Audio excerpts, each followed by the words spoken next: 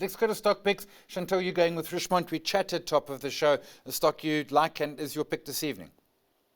Yes. So, I think that Richemont has been under quite a bit of pressure over the last few months because of the China story. We have seen some recovery because of the Chinese stimulus story, but I think that there's still some room to go.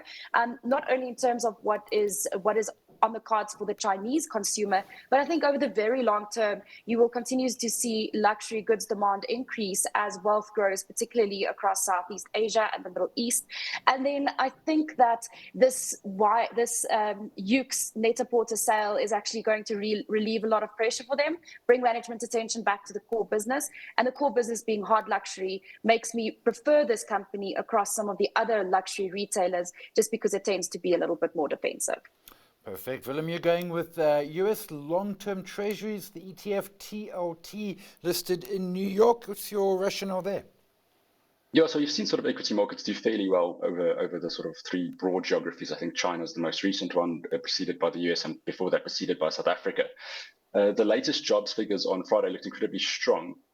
And this gives you a chance in long-term treasuries to lock in sort of 4.5%, 5% on dollars, while you're sort of waiting to see what all the risks in the world are panning out to be. So the key ones would be the Middle East and US elections. And I don't think there's any need to sort of be in equities over those two events. I think the Middle East tensions are very near term, and the US elections are obviously sort of a month away.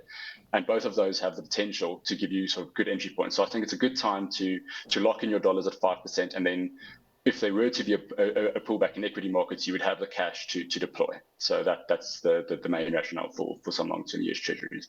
Gotcha. Great. And it's a great little ETF. I've held it at points, but we'll leave that there.